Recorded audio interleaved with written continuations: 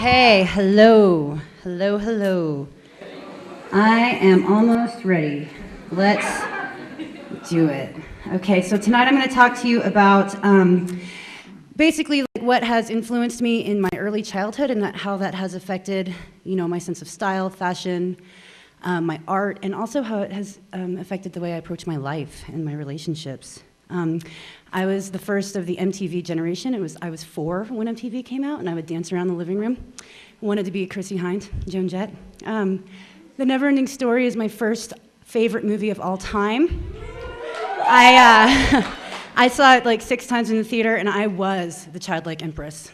I would wear the white dress, dance around on my bed with like a crucifix. I was totally as a Mike, I was totally in love with Atreyu. The Last Unicorn, I had a VCR, right? So I'm like of the first generation to actually have media at my fingertips like that. And my best friend in kindergarten, Sofia Vasilikidis, and I would watch this movie all the time. It's about a unicorn who becomes a princess, but has to be a unicorn because always be yourself. Unless you can be a unicorn, then always be a unicorn.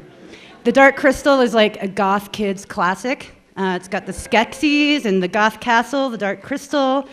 The female of the Gelfling species has wings. It's kind of like the Muppets took acid, went to a Ren fair on Tatooine. The Labyrinth is really cool. In the very beginning, she forgets the last line of her monologue.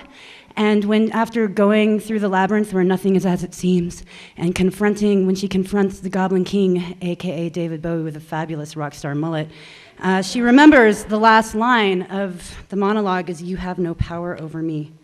The Princess Bride is about true love. And if "as you wish" means I love you, then count me in. This is the world's greatest kiss. Since the invention of the kiss, there have been only 5 kisses that were rated the most pure, the most passionate, and this one left them all behind. Willow, I had a huge crush. Honestly, who didn't have a huge crush on Val Kilmer after this movie came out?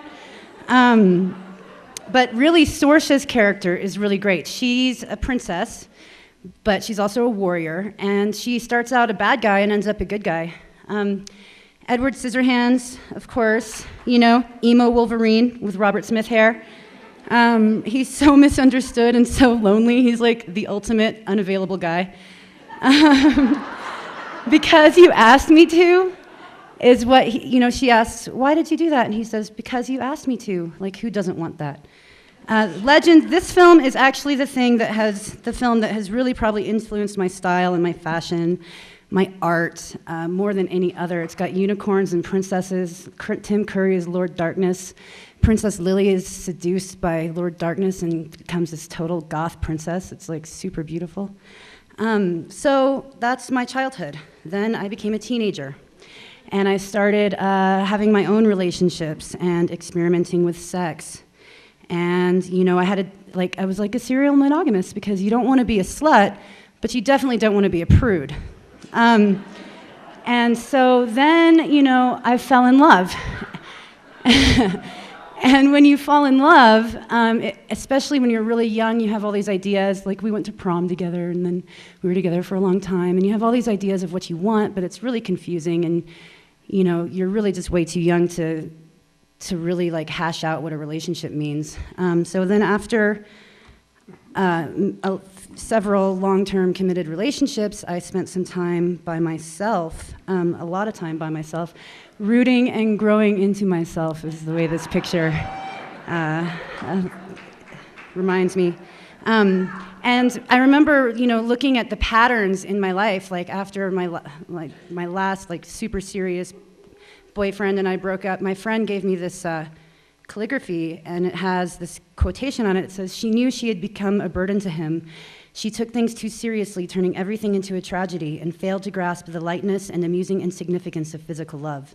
How she wished she could learn the lightness." That's from The Unbearable Lightness of Being. And I wanted to learn the lightness of physical love, and I started to notice the patterns and relationships and how I relate. And I started to wonder, why, we're inundated from birth. I had this joke, actually. We're inundated from birth to want the party and the dress, It's all about the princess wedding. And I had this whole joke, I've got it all like planned out, except there's this void at the altar. And so I should just marry myself. And my friend, who was in the audience, said, hey, so why don't you? And I had a year-long engagement where I talked about it, and it was really pretty interesting.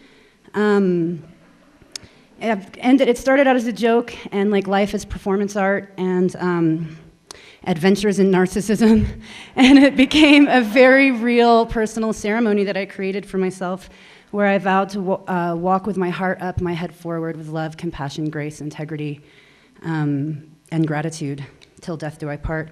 And and then I ran away. And there was what was she doing out in the forest by herself on her wedding day? Consummating the marriage, huh? No, I was meditating. But it was a really great party, and my auntie was like, oh, that was so beautiful. I think that everyone should get married before they can marry anyone else. Because that was part of the dialogue, was like, oh, I'm not yeah, can't divorce yourself, can't marry, you can totally marry other people. Like I don't have a personality disorder. But it was really incredible to stand up in front of a bunch of people and make that vow, because it changed my life forever. I renew my vows every so often. And this past summer, I renewed my vows, and I realized my meaning in life, and everything else fell away. I realized that I am a conduit of love from the universe for all life on this planet and any other planet I may travel to. And when you remember that about yourself, it's a lot easier to have authenticity and clarity and love in everything that you do. Even getting out of sticky situations, if you have some heart hurt, you can transmute that just by loving yourself.